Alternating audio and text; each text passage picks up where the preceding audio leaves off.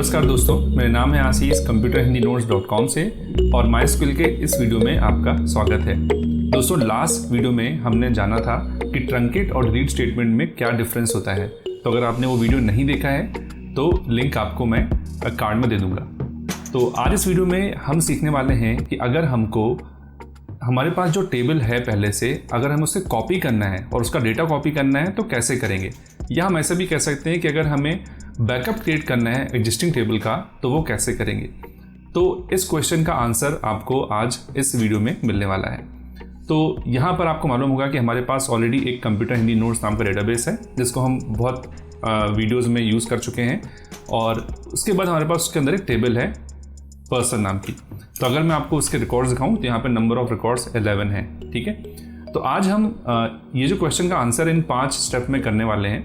पहला है कि अगर हमें सिर्फ कॉपी स्ट्रक्चर, मतलब यहाँ पे हमको स्ट्रक्चर कॉपी करना है। हम चाहते हैं कि बस एक न्यू टेबल क्रिएट हो जाए पर उसमें कोई भी डेटा ना हो और वो एग्जैक्टली किसी एग्जिस्टिंग टेबल के जैसे ही हो।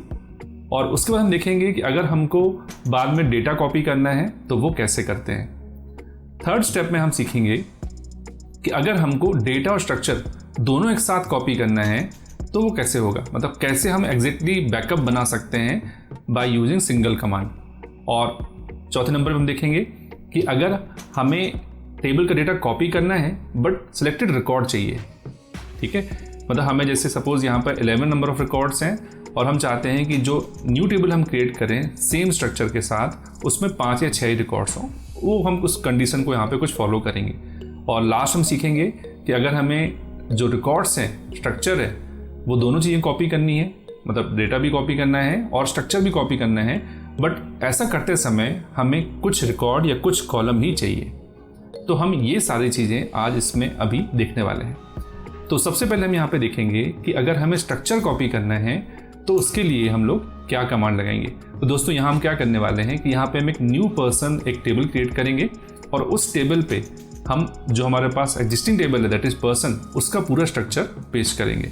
तो उसके पहले मैं आपको दिखा देता हूँ कि जो हमारे पास पर्सन नाम का जो टेबल है ना, उसमें हमारे पास टोटल नंबर ऑफ 6 कॉलम है और ये उसका स्ट्रक्चर है। अब सेम स्ट्रक्चर हमें कॉपी करना है कहाँ पर, एक न्यू पर्सन नाम की टेबल के लिए। तो हमें लिखेंगे create table new person like, हम यहाँ पे लाइक कीवर्ड यूज़ करेंगे और उसके बाद हमारे पास एग्जिस्टिंग टेबल है वो। तो क्रिएट टेबल, यहाँ पे न्यू टेबल का नाम, लाइक यहाँ पे एग्जिस्टिंग टेबल का नाम। तो ये हमारा सिंटैक्स है, ये मैंने आपको एग्जाम्पल बता दिया। और अगर हम इसको यहाँ पे एग्जीक्यूट करेंगे और यहाँ पे फिर अगर मैं आपको दिखाऊं कि न्यू पर्सन जो हमारे पास टेबल है, ठीक है, देखिए उसका भी सेम स्ट्रक्चर है ना। अब यहाँ पे हम रिफ्रेश कर लेते हैं स्कीमाज में, तो आप देखोगे कि यहाँ पे न्यू पर्सन नाम की हमारी जो टेबल है वो बन चुकी है, जो कि एग्जैक्टली सेम है पर्सन के स्ट्रक्चर के जैसे ही, मतलब सेम स्कीमा हम यहाँ पे फॉलो कर रहे हैं। तो ये तो हो गया कि अगर हमें स्ट्रक्चर कॉपी करना है तो वो हम लोग कैसे करते हैं। अब हम देखेंगे कि मान लीजिए हमारे पास ये टेबल तो बन चुकी है न्यू पर्सन, अब हमने चाहिए कि इसमें डेटा भी आ जाए, है ना। अब डेटा कॉपी करने के लिए हम यहाँ क्या लगाएंगे, तो हमारे पास इंसर्ट कमांड होती है ना, आपको मालूम होगा। तो इंसर्ट इनटू लिखते हैं जब हम लोग को मतलब वैल्यू डायरेक्ट डालना होता है, ठीक है। बट यहाँ पर हमें जो वैल्यू लेनी है वो कॉपी करनी है, हमारे पास एग्जिस्टिंग टेबल है उसमें से, है ना। तो यहाँ हम लिखेंगे इंसर्ट टेबल का नाम दैट इज न्यू पर्सन और सिलेक्ट ऑल फ्रॉम पर्सन। इसको मैंने एक्सिक्यूट किया और अगर हम यहाँ पे select all from new person करेंगे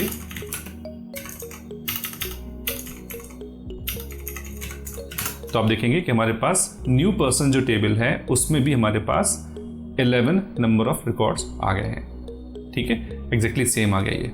तो इस तरीके से हम लोग यहाँ पे टेबल का डेटा कॉपी कर सकते हैं यूजिंग दिस कमांड। अब हम देखने वाले हैं जो कि हमारी थर्ड चीज़ हमको जो सीखनी है आज इस वीडियो में, वो है कि अगर हमें डेटा के साथ साथ स्ट्रक्चर भी कॉपी करना है।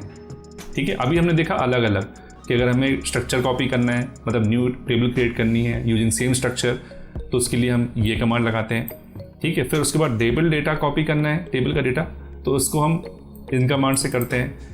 अब हम देखते हैं दोनों चीज़ साथ में कैसे करते हैं। तो उसके लिए हम एक काम यहाँ पे करने वाले हैं, जैसे हमने न्यू पर्सन बना ली है, अब यहाँ पे हम एक पर्सन 1 नाम की हम एक टेबल क्रिएट करेंगे जिसमें डेटा और स्ट्रक्चर दोनों हम एक ही कमांड में कॉपी करने की कोशिश करेंगे।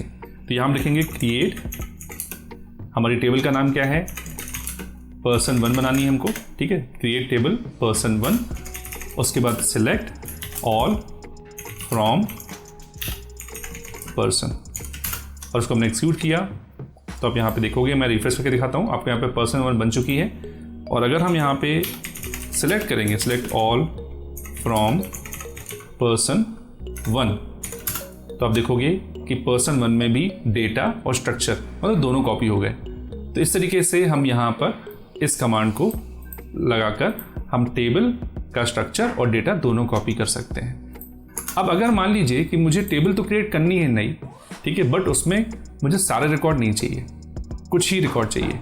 कि सपोज जो लोग भोपाल में रहते हैं, ठीक है, सिर्फ मुझे उनका टेबल क्रिएट करना है, ठीक है, तो उसका मैंने नाम लिख दिया यहाँ पे क्रिएट टेबल भोपाल पर्सन, इस नाम से बनानी है हमको। और हमने कहा सिलेक्ट ऑल फ्रॉम पर्सन। अब यहाँ पे हम क्या लगा देंगे, वेयर कंडीशन सिंपल जैसे हम लगाते हैं, ठीक है, तो वेयर सिटी इक्वल टू, और यहाँ पे हमें क्या सिलेक्ट करना है, भोपाल। तो देखिए ये कमांड तो आपको मालूम ही है ना, ये हमने पहले भी पढ़ी है कि select all from person where city equal to Bhopal. अब इसी का जो डेटा होगा उस डेटा से एक न्यू टेबल क्रिएट हो जाएगी। अब अगर हम इसको एक्सिक्यूट करते हैं और अगर हम यहाँ पे इसको देखते हैं, सिलेक्ट ऑल फ्रॉम, हमारे पास टेबल का नाम है भोपाल पर्सन। तो देखिए अब इस टेबल में सिर्फ वही रिकॉर्ड्स आए हैं जिनकी सिटी भोपाल है। तो ये हमारी न्यू टेबल क्रिएट हो गई है। और लास्ट में हम अभी देखेंगे कि अगर हमें स्ट्रक्चर और डेटा दोनों चीज़ें कॉपी करनी है, बट उसमें रिकॉर्ड भी सिलेक्टेड चाहिए और कॉलम भी सिलेक्टेड चाहिए, ठीक है। तो सपोज यहाँ पे हमारे पास जो टेबल है, एक बार फिर से मैं आपको रिकॉर्ड दिखा देता हूँ सारे, इसमें से मतलब जो हमारा पर्सन टेबल है, इसमें से हम ये चाहिए कि जिनकी एज 30 से ज़्यादा है उनका, ये हम कहते हैं आईडी, फुल नेम और एज, ये 3 चीज़ें चाहिए। मतलब हमने कॉलम भी सिलेक्टेड चाहिए और रोज भी सिलेक्टेड चाहिए। तो मैंने क्या कहा यहाँ पे, क्या क्या चाहिए मुझको, हमने कहा कि जिनकी एज 30 से ज़्यादा है ना, एक तो वो चाहिए, और कौन कौन से कॉलम चाहिए, आईडी, फुल नेम और एज, ये 3 कॉलम चाहिए और ये रिकॉर्ड चाहिए। तो दोनों चीज़ें हमें यहाँ पे करनी है फॉलो। तो इसके लिए कमांड क्या होगी हम वो अब देखते हैं। तो हम लिखा क्रिएट टेबल, सपोज यहाँ पे नाम दे रहा हूँ मैं पर्सन टेम्प, आप कुछ भी नाम दे सकते हैं, मैंने यहाँ पे दे दिया क्रिएट टेबल पर्सन टेम्प। अब इसके बाद हमें लिखेंगे सीधा कमांड, है ना, हमें क्या करना है, सेलेक्ट, क्या क्या चाहिए था हमको, आईडी, फुल नेम और एज फ्रॉम पर्सन। अब यहाँ पे हमारी कंडीशन क्या थी कि वेयर एज ग्रेटर देन 30। तो आप देखोगे कि यहाँ पर हमने क्या क्या किया है, यहाँ हमने कहा कि हमें पर्सन टेब नाम की टेबल क्रिएट करनी है जिसमें आईडी, फुल नेम और एज चाहिए पर्सन टेबल से, और जिसकी जो एज है 30 से ज़्यादा उसे वो रिकॉर्ड चाहिए। हम इसको एक्सिक्यूट किया और अगर हम यहाँ पे एक बार इसको देख लेते हैं, सिलेक्ट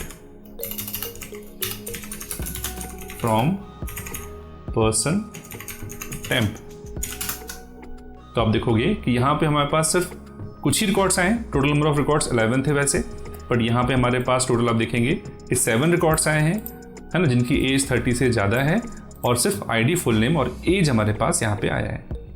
तो मुझे उम्मीद है कि आपको समझ में आ गया होगा कि कैसे हम लोग एक टेबल से डेटा और स्ट्रक्चर कॉपी करके एक न्यू टेबल क्रिएट कर सकते हैं, और उसका यूज़ हम लोग बैकअप बनाने के लिए भी कर सकते हैं। तो अगली वीडियो मिलेंगे, जब तक के लिए धन्यवाद।